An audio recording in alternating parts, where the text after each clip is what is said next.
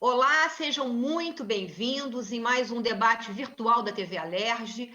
A pandemia do novo coronavírus reforçou a importância da ciência, dos cientistas. A gente já sabe que é preciso conhecer perfeitamente como se movimenta esse novo vírus para melhor combatê-lo. Por isso, eu vou conversar agora com o diretor do Instituto Oswaldo Cruz, o virologista José Paulo Leite. Ele está coordenando uma pesquisa bem curiosa e inédita, com resultados inéditos.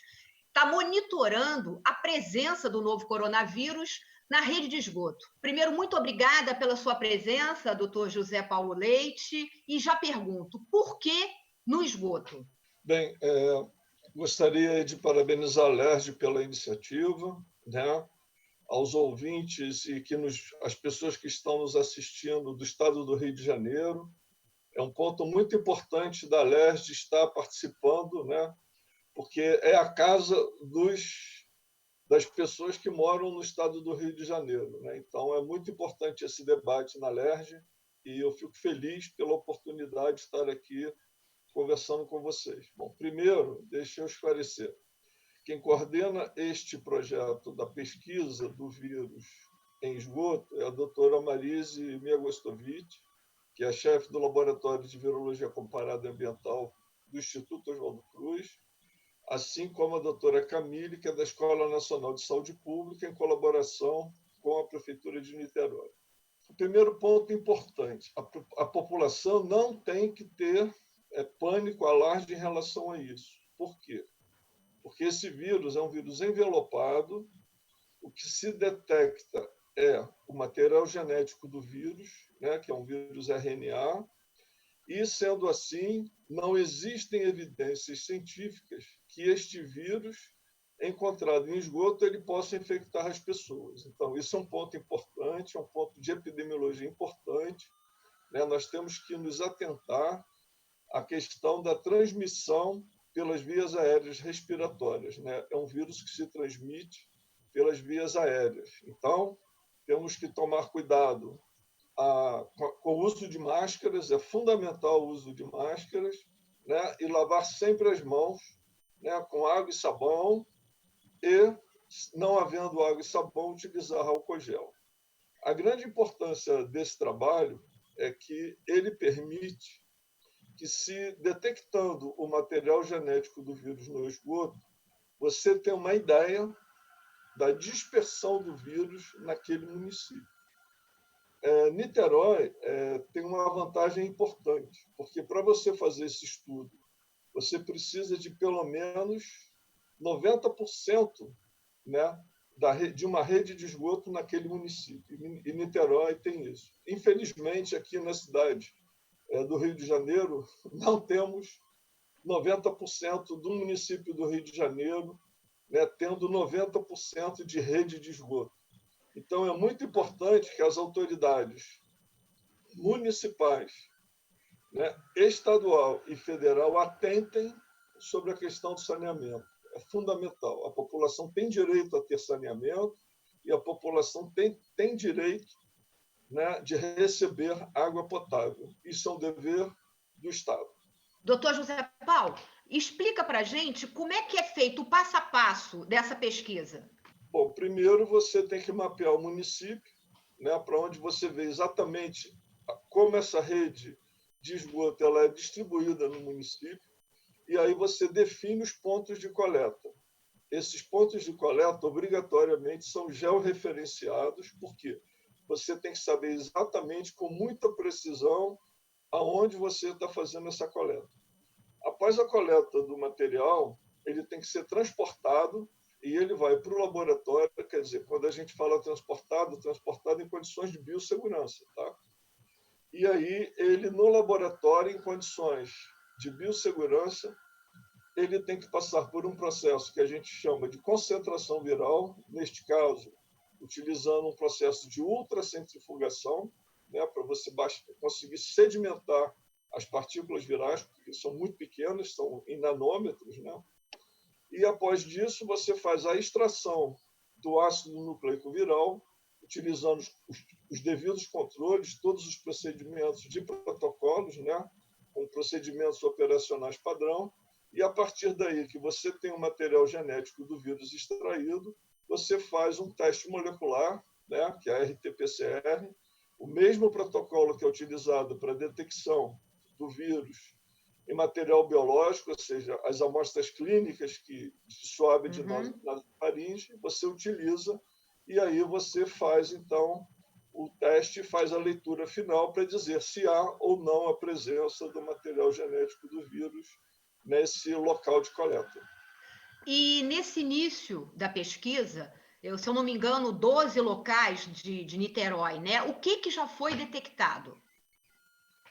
Foi detectado inicialmente um número, se não me falha a memória, de 5 em 12, né, de 12 pontos, e a tendência é que, à medida que o projeto avance, você vai certamente detectar em maior número de locais em função da dispersão do vírus, né? Esse estudo também ele é realizado com outros vírus e também em outros países. A grande importância do estudo, que é uma contribuição científica importante, porque você consegue detectar a dispersão do vírus no esgoto até mesmo antes que aquela localidade comece a ter o maior número de casos. Então, isso é muito importante porque serve como uma vigilância ambiental da dispersão do vírus. Isso foi comprovado em países europeus, né, principalmente a Holanda, a França, nos continentes, né, Nova Zelândia, Austrália, também nos Estados Unidos foram feitos estudos, e aqui no Rio de Janeiro, né, está sendo feito, assim como também em Belo Horizonte, em Minas Gerais. Quer dizer, é um trabalho super importante, porque além do cientista entender como o vírus dissemina, você pode mapear a região e evitar, talvez, mais à frente, a retirada dessa população antes do vírus chegar.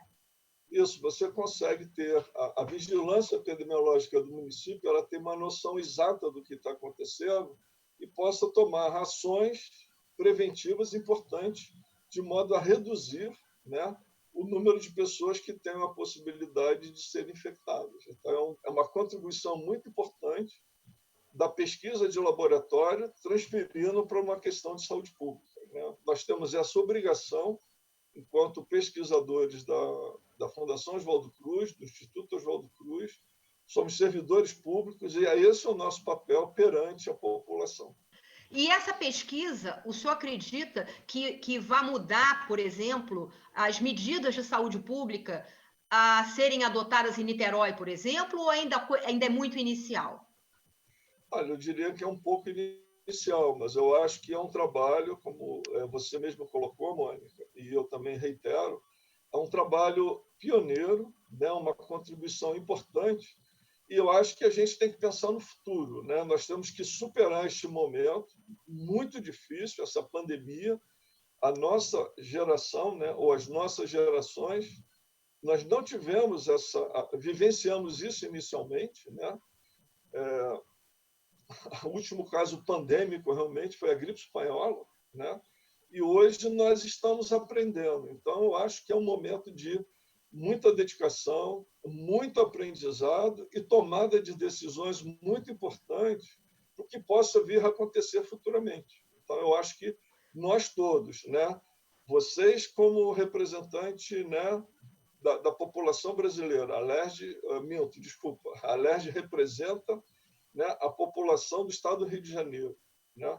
Nós, enquanto pesquisadores, né, cientistas em saúde pública, nós temos as ferramentas e aí as autoridades que têm a competência, né, cabe à LERJ cobrar isso no estado do Rio de Janeiro, os municípios do Rio, né, tenham, né, um sistema de saneamento correto, adequado e que a população tenha água potável. O vírus ainda é desconhecido, eu entendo, mas já se sabe as formas que as pessoas se contaminam, já se existe, por exemplo, a presença dele já confirmada na rede de esgoto, que pode servir para medidas de saúde pública.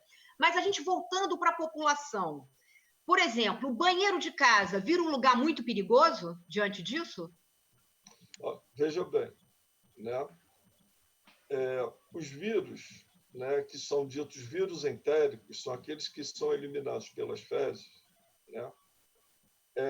Eles são vírus, em geral, não envelopados, né? Então, posso dar alguns exemplos: vírus da hepatite A, rotavírus, norovírus, adenovírus e outros vírus. Eles não possuem envelope e são vírus que resistem muito bem ao ambiente, porque eles também se replicam no trato respiratório superior e também se replicam no trato gastrointestinal. No caso do SARS-CoV-2, o SARS-CoV-2, isso, responsável pela Covid, ele é um vírus que se replica no trato respiratório superior e depois ele chega até ao trato respiratório inferior, etc., né, chegando aos pulmões, né, que aí o grande problema é a replicação do vírus nos pulmões. Ele faz um quadro que a gente fala de viremia e também chega no intestino. Chega no intestino, ele se replica também nas células intestinais e é eliminado nas fezes, né? No ambiente no ambiente ele perde o envelope, ele não é mais infeccioso. A questão do banheiro das pessoas, para responder a sua pergunta, Sim. é a seguinte: temos que ter os cuidados de higiene. Por isso que lavar as mãos é muito importante. Então, as pessoas, né, vão ao banheiro, elas têm que lavar as mãos com água e sabão, independentemente do vírus. É um quadro que você tem que tomar para você como uma medida de higiene, né? E por isso também que você tem que fazer um processo de desinfecção do seu banheiro, né, de modo que você não tenha nenhum tipo de contaminação, né? Por exemplo, o Vibrio cólera, né, que é Sim. responsável pela cólera, né, ele se dispersa muito também. E o simples fato de você lavar as mãos, você consegue controlar a cólera. A cólera no mundo ela é controlada por lavar as mãos. Então, lavar as mãos é um ato simbólico, né, milenar, e que a gente tem que respeitar isso, né? Isso é muito importante. Por isso que lavar as mãos é muito importante. Agora, doutor José Paulo, as fezes contaminadas pelo novo coronavírus podem infectar as pessoas? Não existem evidências científicas que isso ocorra. O que alguns países do mundo estão fazendo, e nós, no Instituto Oswaldo Cruz, né, no Laboratório de Virologia Comparada Ambiental, em um projeto, em colaboração com o Instituto Nacional de Infectologia, estamos iniciando um projeto para esta investigação. Então, até este momento, não existem evidências científicas que isso possa ocorrer. O que as pessoas têm que fazer é lavar as mãos, porque lavando as mãos a gente assegura que isso não aconteça. E que conclusão já se chegou com esse início de pesquisa em Niterói, doutor? Olha, o trabalho está em curso, né? Deve estar sendo concluído agora nas próximas semanas. O que está sendo mostrado, né, que o município de Niterói, o vírus se dispersou totalmente no município. Tanto é que tiveram que tomar medidas muito drásticas, né, como o lockdown, né, o isolamento completo, em função de tentar, né, conter uma maior contaminação da população. Quer dizer, mesmo no início, a pesquisa já mostra a disseminação do vírus em Niterói por todas as regiões da cidade. À medida que o projeto avança, foi se observando que o número de locais ia aumentando. Então, essa foi a importância do estudo. Quer dizer, se você começou com 2 locais, passou para 5 e depois aumentou, isso mostra que aquele município há uma dispersão total do vírus. Quer dizer, aonde não se tem uma rede de saneamento básica que atinja a maior parte das cidades, nem os cientistas conseguem se antecipar. Perfeito, é isso mesmo. Infelizmente, a gente tem as ferramentas do laboratório para ajudar as autoridades de saúde, mas não tendo um município nestas condições, infelizmente, a gente não pode ajudar. É uma grande frustração nossa, porque, né, a gente estuda muito, né, gasta dinheiro público, quer dizer, não gasta, investe dinheiro público para poder ajudar a população, e no final a gente não consegue ajudar como nós gostaríamos de ajudar. É muito triste isso para a gente. O senhor acredita que quanto tempo mais a pesquisa vai estar sendo feita em Niterói? Olha, o projeto ele tem uma duração, se eu não me engano, foi em torno de 6 a 8 semanas, quer dizer, ele deve estar numa fase já de conclusão.